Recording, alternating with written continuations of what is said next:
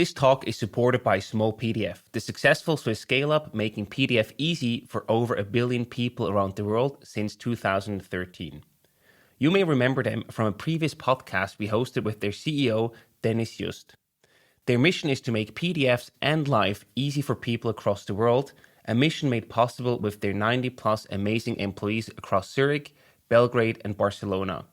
If you want to join this fast-growing Swiss scale-up, visit smallpdf.com/Swisspreneur and apply. The first trade-offs you're making when you're switching from a custom solution provider to a SaaS company is that the whole knowledge and the whole investment goes into the product, no longer in the client project, right?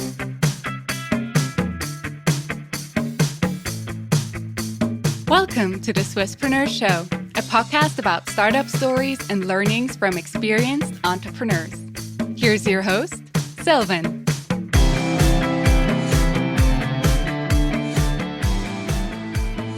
Adela, a very welcome to the Swisspreneur Show. It's a pleasure to have you here today. Pleasure to be here as well. Thank you for inviting me. You're the founder and CEO at Aurachain, a simple, intuitive, low-code platform that allows rapid creation of digital applications. Before we talk about your company, I actually want to start with your personal background. Sure. You studied international business and economics at university, and legend has it that you were actually not at all interested in computer science back then. So what was it then that you were interested in? Oh, all right. Yes, by the time I was in college, I still hated computer science, that's true, which was the case for high school as well. But I was very interested in economics, in finance, and international negotiations. So I would say, in a sense, my interest has switched compared to the interest I used to have in high school. I think it's also that time when I started to realize I was about to become a very outspoken person. So probably if there was some small hint that I could be a leader, that's when it actually happened in college. What were the hints? What were the signs? Well, so I grew up in communist Romania. So immediately after the 89, after the revolution came, I was amongst the first, I would say, cohort of students who were studying in a free country. But there was still a rule that 20 students from the International Business Relations, which was the college where I went, at the Romanian Academy of Economic Studies, had to study Russian. And I never wanted to study Russian. So they told me I was picked by chance by the computer. Mm-hmm. And therefore, I was against it. Now, at the beginning, I followed the rules. I applied. I said, look, I want to study English and German. That's clear for me. But they told me it's mandatory. So for 6 months, I actually fought hard to be transferred from Russian to the German section. Mm-hmm. But they told me, look, you're going to study at the Pushkin Institute in St. Petersburg, like a few months every year. And I said, I'm still not interested. To cut a long story short, I became some sort of a spokesman of all the students who wanted a transfer. And I still remember the last meeting with the dean, with the college dean, who told me, think about the possibility of reading Dostoevsky and Tolstoy in original. Mm-hmm. And I said, I'm sorry, I'm still not interested. So what do I need to do to get transferred? So I think I became very visible back then, and not necessarily in a good way, because this made all the professors to think that I was way too outspoken for those times. Again, remember, this was immediately post-communist Romania.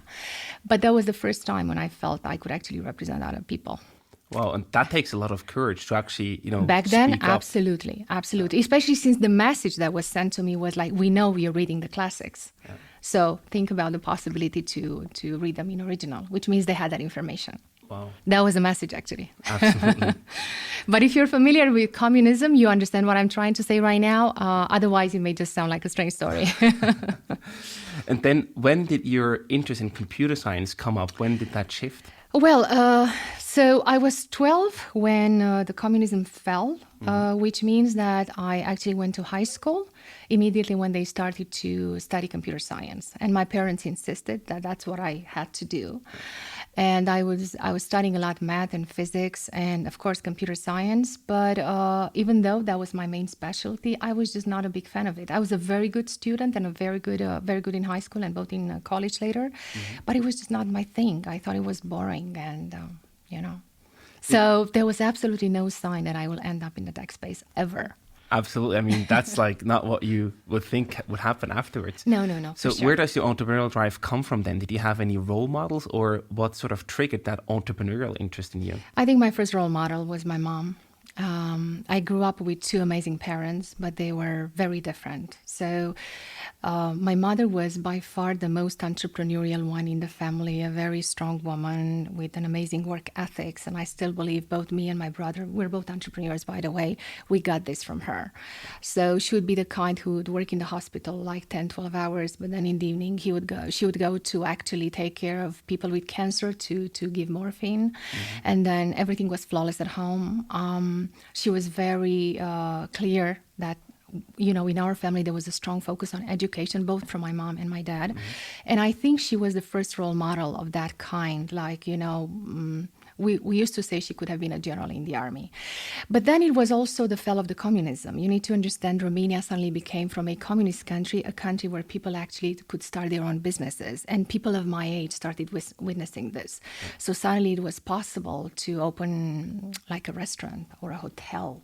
And for the first 5 to 6 years, that was it was like a whole world opening up in front of us. So a lot of Romanians or Eastern Europeans of my age, mm-hmm. I think they get that drive from those times.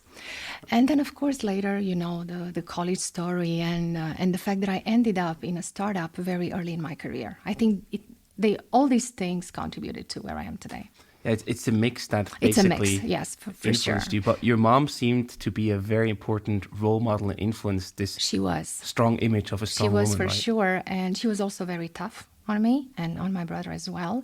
And I think this helped me a lot because we had to leave our parents' home when we were 14 to go to better schools. Again, my family was obsessed with education. So to be sent out in the world, to actually be on your own feet when you're 14, imagine. Like I have nephews now who are in their 14s or 15s. I can't imagine them leaving their parents' home. But that was an experience that helped us to actually become very self-reliant very early in our life. And we were educated to be able to do that from very early age. Well, I can imagine that when you're going through that as a child, basically, yes. Now it's quite looking an experience. Back, it's a great education, a great path. But when Absolutely. You're in that as a child, that must have been very tough. It was traumatic in a way, because we were basically children living the majority of our time during the year far away from our family. So we would see our parents back in holidays, but other than that, it was school and it was a lot of other activities that was very specific to those times. Mm-hmm. Also, the educational system was very tough because it was still in many ways connected to the previous system. So we used to study like even 10 hours a day, and it was tough for sure. Different times. Yes, absolutely. So I feel in a way I grew up at the intersection of two very different worlds. Absolutely. And then you actually also founded your company, Aurachain. It was back in 2009. First of all, why was the timing right to start your company in 2009? So that was the pivot company that later gave birth to Aurachain. That was the legacy business we have built for custom solutions. Mm-hmm. So in 2009, this was the year when we actually started the Swiss company. But before that, 4 years before, we started a company in Bucharest, Romania. And from the very beginning, we were very focused on implementing very complex software solutions for the oil and gas space. So we've had some of our largest clients in 15 European countries, and we were using some of the tech stacks from IBM and OpenText and other large Oracle and other large vendors. So that was the moment when we started to learn technology by the book, I would say. And that was the moment when we started to get a lot of international awards for what we were doing, especially from IBM United States. So this was what helped us to open up a whole international market ahead of us. Mm-hmm. But that was, again, as I said, a legacy business, which lasted for more than 10 years before we have started Aurachain. And then at this legacy business that then pivoted and led to the foundation of Aurachain, exactly. You actually had co-founders back there. Exactly. How do you meet your co-founders? So I would say he was the founder of the legacy business, Cornell. He's the one who discovered me, so to speak. I was 24. I was recently graduated from college. I was working in PR, in public relations, in a software company. He was the vice president of that company. And as a PR responsible, I had to understand very well the whole range of subjects within that tech company. And by far, I was very fascinated by the software department, which handled a lot of complex client implementations. So I had to attend to all of their internal meetings. And I have to admit, I was in PR, but I didn't understand tech that well. So I think I would understand like 20-30% of what they were discussing. And so I became very mesmerized with this. But according to Cornell, I was a very fast learner. And he was the one who saw potential in me. But not just in me, we were like 5-6 people, young people.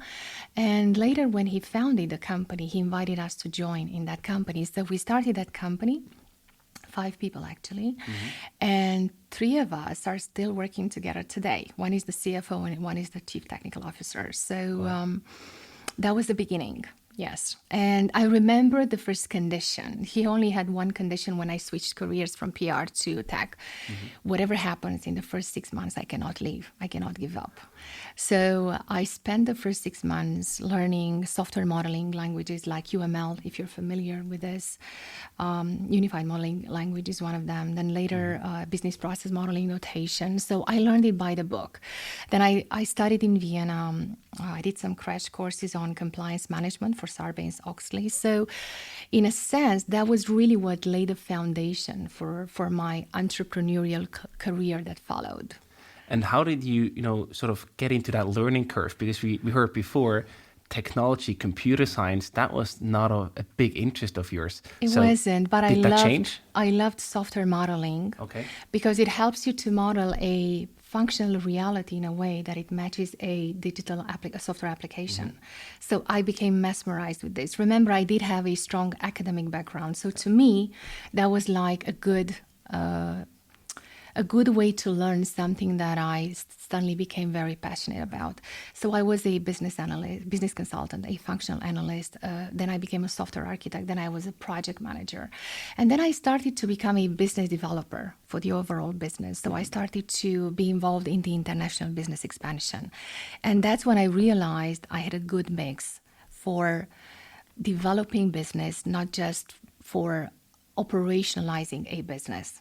And that's what I think created the profile of the future CEO in me. Exactly. So that was then also when you developed that skill set. Exactly. You saw all the different departments, basically.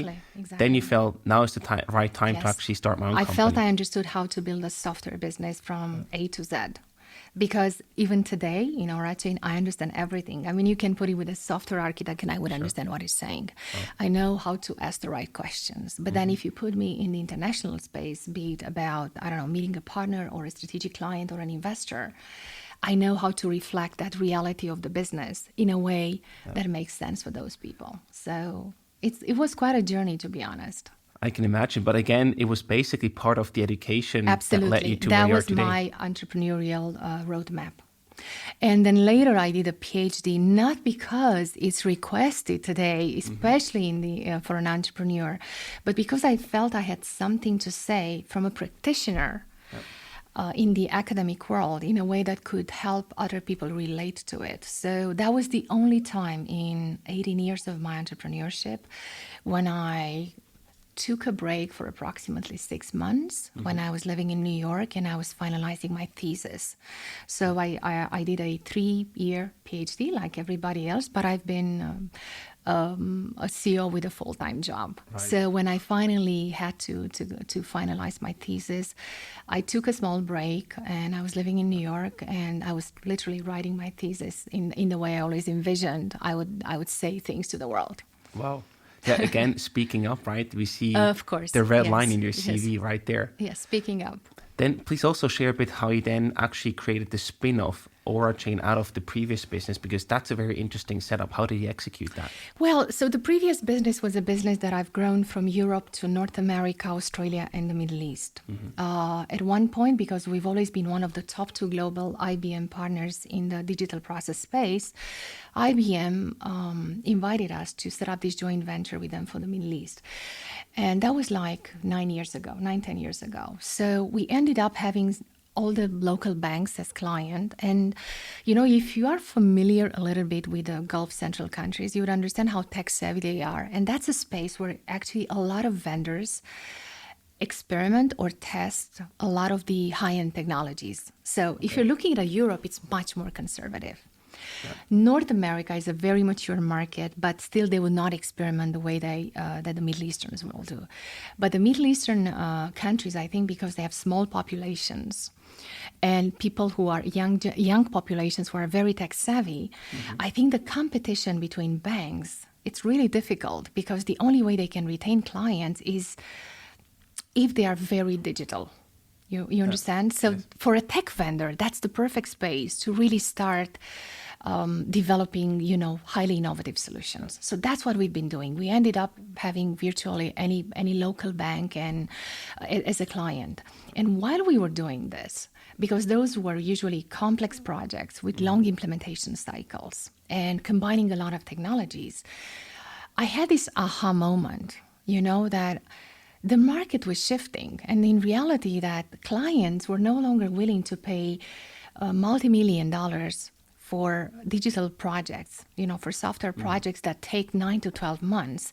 And at the same time, because we were using the latest technologies, we knew the industry allows you to use more configurable platforms, what today is called as low code, right? Yeah. Fortunately for us, by then we have developed like 4 pieces of IP, of intellectual property, which were highly awarded by both IBM and OpenText in the US for innovation.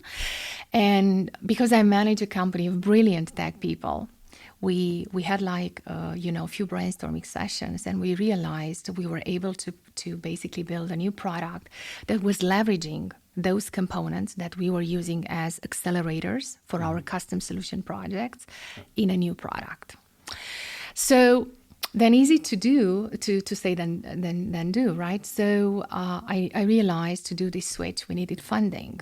So I was able to raise the first 25 million as Series A, which were from the beginning meant to serve for building the product. Understanding the product was non-existent back then. Right. So we used that funding to actually switch from the custom solution business to a product company, to completely set up a new company, to do an asset transfer of key staff and everything that was used as foundational knowledge for the future product, and then to basically start building a SaaS company. And for those who are familiar with SaaS companies, they understand this is a very different animal from a custom solution business. 100%. So the first one who did that was me. And I ended up spending a lot of time with a lot of VCs from the United States to understand what it takes to build a B2B SaaS company. Because again, there is a big difference between B2B and B2C SaaS companies, right? So I think we did it the right way looking back, because from the beginning, we knew that the first ingredient that's required is a scalable product and a scalable business model. Yeah. So we paid a lot of attention to those ingredients that ensure future scalability. And that's something a bit unusual, because if you're looking at startups, usually they do not, startup founders, usually they don't build companies with the idea of scalability in their heads from the beginning. Right. They're just focusing on the product. But because I consider myself a business builder, to me, that was my main contribution, to make sure that the actual business will be very scalable later, after the product market fit stage. For me, it's very impressive what you just described. You basically saw a problem and the need with your existing customers and then built a solution to tackle that problem. Exactly. I also wonder with the structuring, creating a spin-off out of an existing company, did you also, had any tough trade-offs to make there to say, hey, you're also a shareholder in the new company or anything of that sort to make it work? Absolutely. So first of all, the first trade-offs you're making when you're switching from a custom solution provider to a SaaS company is that the whole knowledge and the whole investment goes into the product, no longer in the client project, right? Because you're supposed to focus entirely on building the product and significantly decrease the services for the clients, right? Which it's something that we've done by moving all those services to partners around the world. But then it takes also a lot of knowledge in terms of how you build the product, how you choose the tech stack in the front end, in the back end, how you build a microservices-based architecture. So yeah, of course, this is work being done by the tech people. But when you're building the product at the same time and you're also testing the market and you're looking at a total addressable market, that's quite a hard balance to achieve at once. And I think that was, the first 2 years were by far the most difficult for us as a management team, because we had to make sure we do the right combination of all these areas, Absolutely. right? So we were building the first product releases, but we're also testing the product in North America, in Europe, and the Middle East as well. To make sure we constantly fine-tune that product before it even, I would say, reached the first mature release. So we basically took feedback from the market early on. This episode is sponsored by Startup Nights 2022. On November 3rd and 4th, you'll have the chance to showcase your startup, get inspired, meet investors, and network with like-minded peers at the 6th annual edition of Startup Nights in Winterthur. Check out startup-nights.ch to learn more and register for the event. And I also wonder, before we continue talking about the challenges, who are actually your clients and what is the exact specific problem that you solve for them? Of course. Thanks. That's a great question, because if you're looking at Aurachain, we are a horizontal platform, which essentially means we serve all kinds of clients and all kinds of industries. But in terms of our go-to-market approach, we are very focused currently on financial services. So it's not because the platform doesn't allow us to serve other industries. It's more like I would say, a strategy when it comes to go-to-market. Yeah. It's a strategic approach. Low code in general, before we even talk about what Aurachain does, it sorts out an important problem for a lot of clients. It allows them to achieve quick time to value by basically rapidly deploying digital applications without the need to code, which essentially means it reduces technical debt.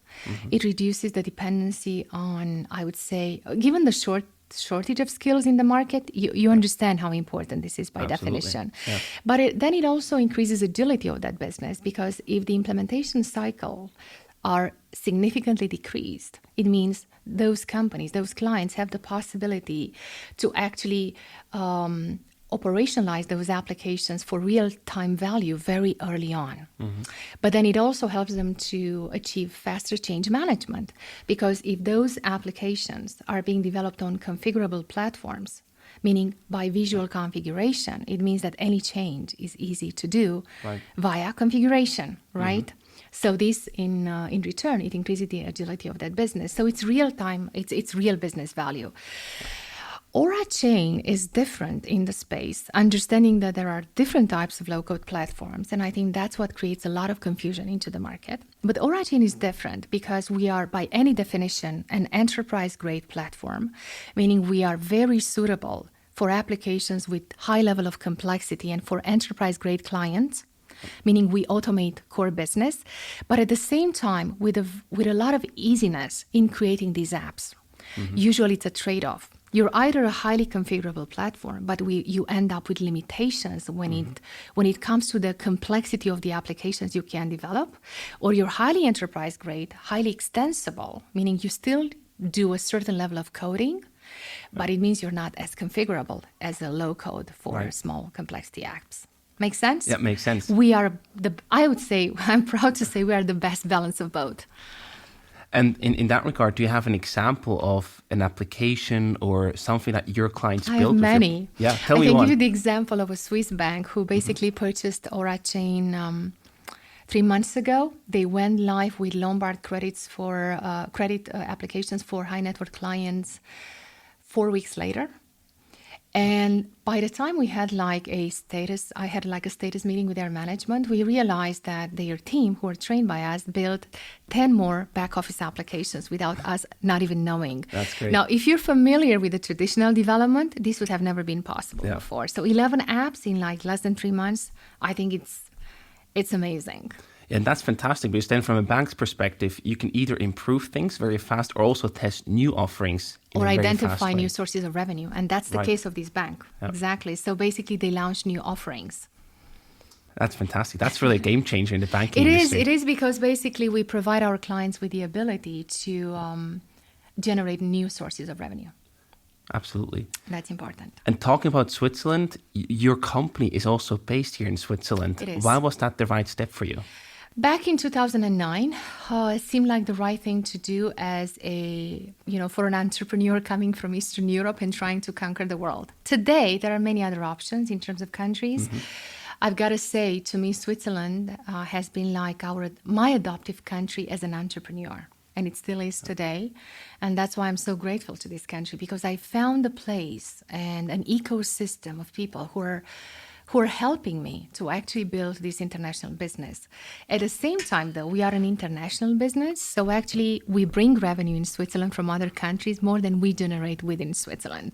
So the majority of our client base are from other parts of Western Europe or Middle East or North America now. We just launched our North American operations 3.5 months ago. Fantastic. And did also the neutrality of Switzerland, or the quality That was label the of first Switzerland? reason why we Okay. started here. Yes, because coming from Eastern Europe, we thought this is the best country where we could actually fulfill our dream of setting up our future international tech business. And coming here from abroad and starting a company here, what was or still is missing or lacking, or asked differently, what can Switzerland improve to make the conditions in the business world for startups more friendly? Setting up the business was very easy for us. We found a lot of support from the authorities and from the local ecosystem.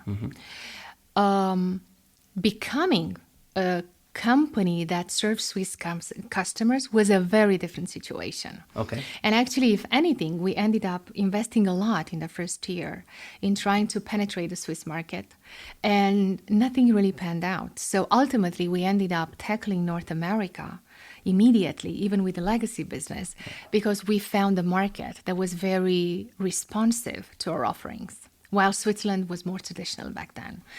But then becoming successful internationally helped us to actually build a name within Switzerland, obviously. So everything happened for a reason, I guess. Sure. But what do you think? Why was it so difficult to first get a foot in the door with Swiss businesses? Were they wanted to see traction or results first, or were they just like not open to English pitches, for example, or anything? Can I be very honest with you, Sylvain? On how many Swiss companies do you see that headline, Swiss made since 1800s? Many, yeah.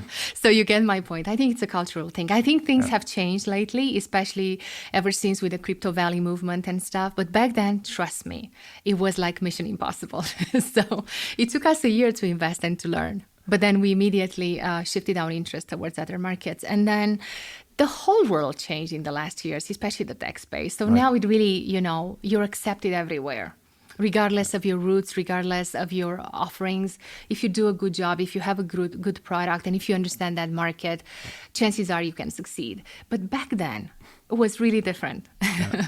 I can imagine if I was in your shoes, like you try to enter this market so hard, you invest 1 year. Hard is an understatement. Yeah, I can imagine. It was really terribly hard. But then it doesn't work out. You don't really close the clients. Yes. Why did you continue? Why did you not give up there? This goes back to my roots, Okay. I'm not a fearless person, because being fearless, it's hard for people. But I'm by far, I think, the strongest person, the most resilient, and the more persistent person I know. I just never give up. So to me, I was like, I'm either going to make it or I'm going to die doing it. So ultimately, we made it. But I can tell you the first 4 years were very hard, both for me and for my co-founders and for my overall team. And the fact that the other co-founder joined, who's North American, he joined the company, was ultimately what helped us. Because Jonathan has, by any definition, he's that American with all the knowledge that was required in terms of business development, sales, and marketing. And he was the one who basically completed a dimension that was completely missing within our team. We were a group of, I think, very smart people who were very passionate about technology, and we were great at implementing clients, but with not great knowledge about conquering markets, opening up, new horizons. And for sure, we didn't understand much about sales and marketing back then. So Jonathan was amazing in this regard, because he helped us filling this gap. And by him joining, the three of us, the three co-founders, became, I would say, a complete puzzle. And then what's really interesting, Switzerland didn't work, so you were forced to go international. Yes. Very, very inspirational story. But at the same time, while doing so, going to North America, the Middle East, but also South Africa. Yes. You were still working Yes. on product market fit at the same time. Yes. You briefly mentioned that before. Yes. How did you exactly execute that? Because that's a very, very tough thing to do all at the same time. It was easier for us than it would be for an entrepreneur who didn't have an international business before. Okay. The fact that we were international before and we understood those markets very well, and we've been very successful, was what helped us to actually test those markets with a new offering. For us, it was a new product, definitely, but it was a familiar space. I mean, if I go to Dubai today, or Qatar or Bahrain, I feel like home. If I come to Switzerland, I feel like home. If I go to Vienna, if I go to London, I'm home. Right. If I go to Australia, to a certain extent, I feel like home. So South Africa, to be honest, is a market we started to have a presence in with Aurachain, not with the previous business.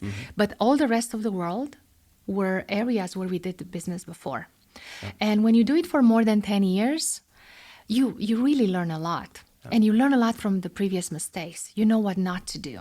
Now, coming back to your question about combining product market fit with testing multiple markets at the same time, this could be risky business, right? Sure. But we had that confidence that the product was about to become a great product. And the earlier we get market feedback from multiple territories, the better. So again, the fact that we were familiar with those markets helped, but at the same time, the fact that we knew it's ideal to test that product, not in just one market. Like if we did it just in Switzerland or Eastern Europe, I don't think we would have understood early on, can we become a global company? But now we can answer this question. Yep.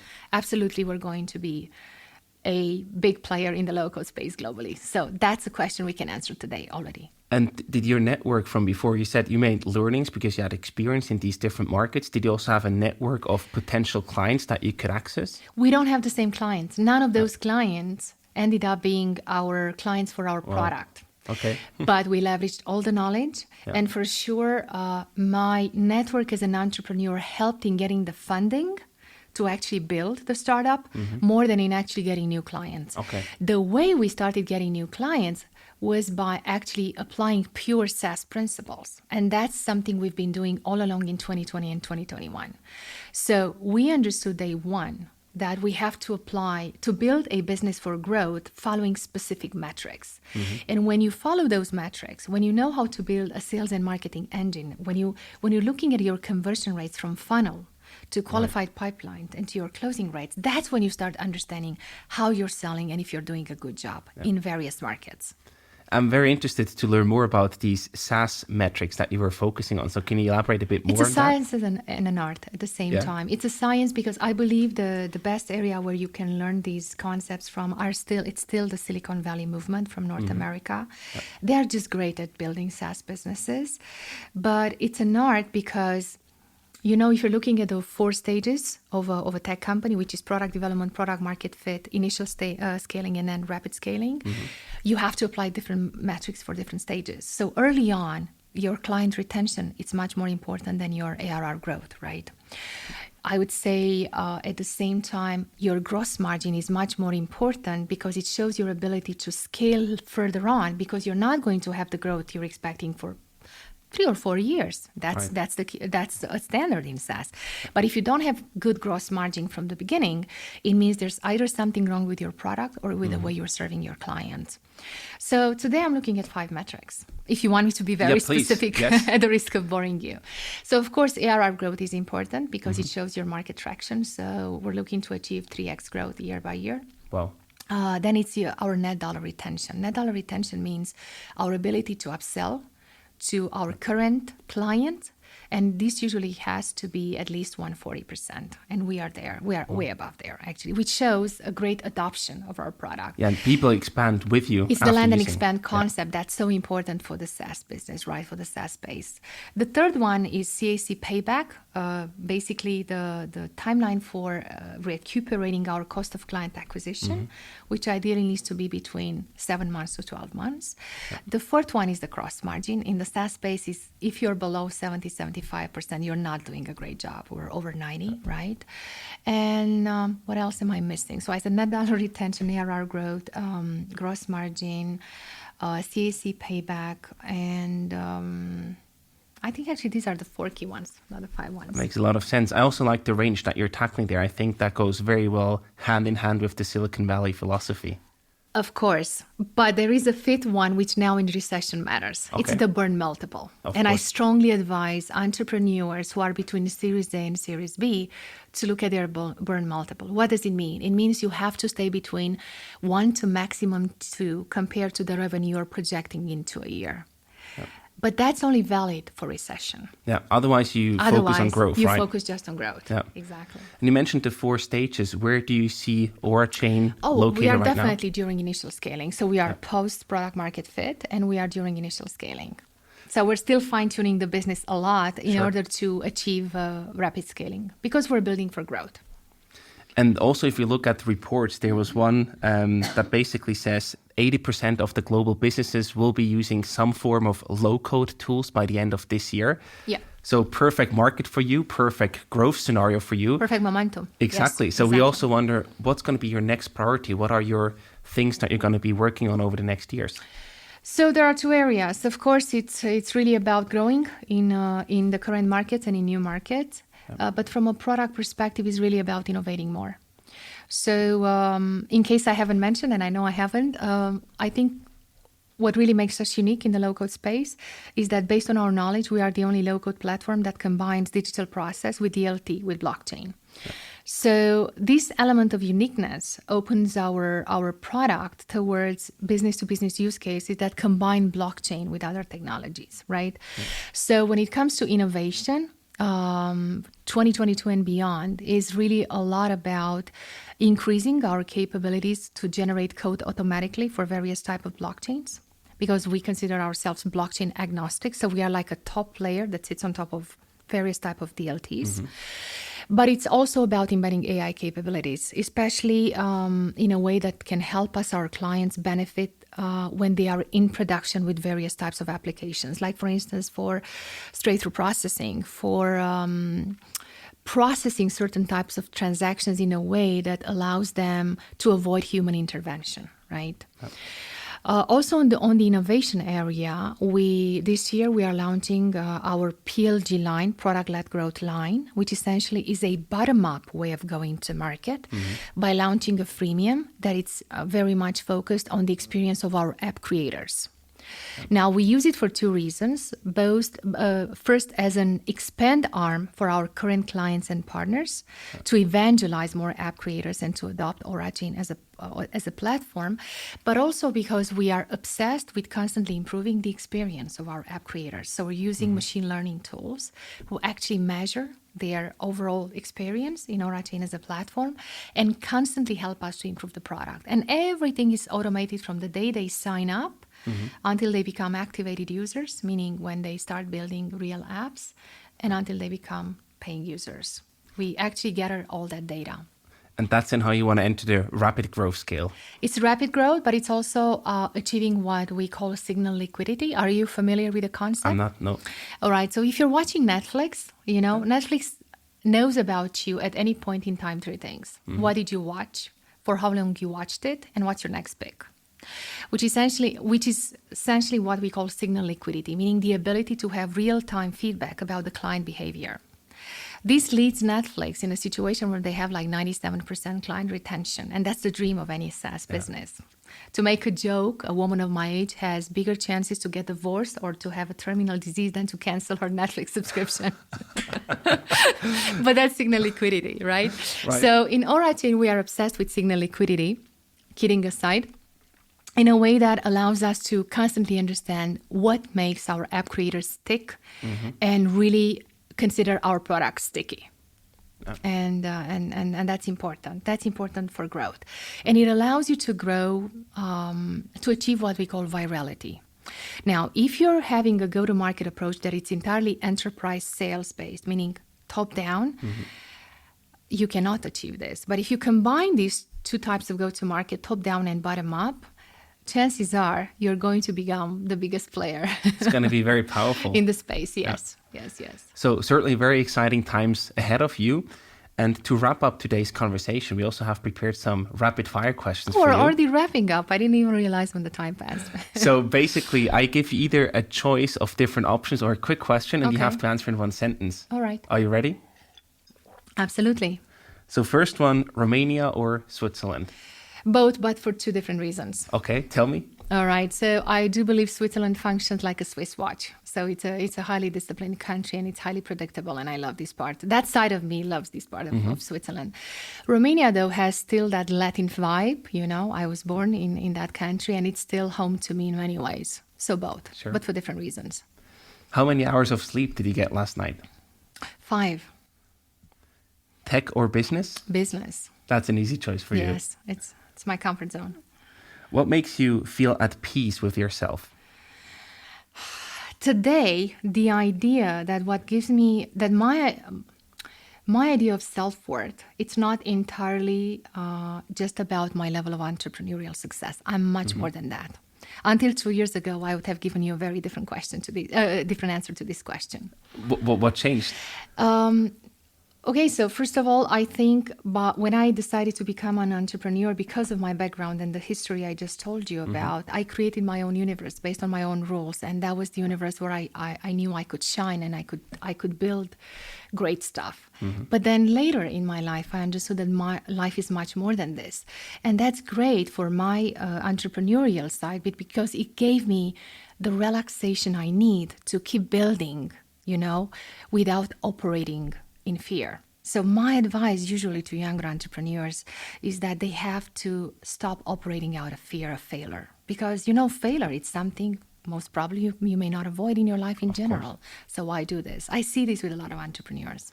And what helps you to get rid of that fear of failing? Is it more balance in your life, or what is it? It is the fact that suddenly I understood I'm much more than an entrepreneur, and my identity as a human being has a larger dimension. But it took a lot of work with me, with myself, and it took a lot of, I would say, I gave more time to personal growth than I did before in the last years. And I love this topic. So just one more follow-up question. Sure. What are then the other areas, you know, that you pull into your personality to be more balanced and not only focused on business alone? My biggest sense of accomplishment comes from my ability to help people, regardless if it's about guiding them through their careers or just helping them overcoming life hurdles. So that's one dimension that gives me I would say the highest degree of accomplishment. But then it's really about understanding who I am in general as a human being and how I can serve the others, right? And that's beyond my identity as an entrepreneur. So that's changed. That changed, but only after I became like 42. Okay. And the last question for you today, what kind of team do you like to work with? Oh, the team I currently work with, which is a perfect mix of highly diverse people with highly complementary skills. Yeah. And that's the team I think any entrepreneur should have. Fantastic. Adela, thank you so much for coming on the show. All the best, lots of success, and I'm sure we'll be in touch in the future. Thank you, Sylvan. Thanks for inviting me.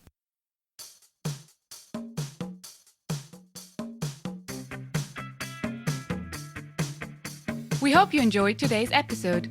If you did, you can support us by rating our show on Apple Podcasts. This way, we can reach an ever-growing number of aspiring entrepreneurs.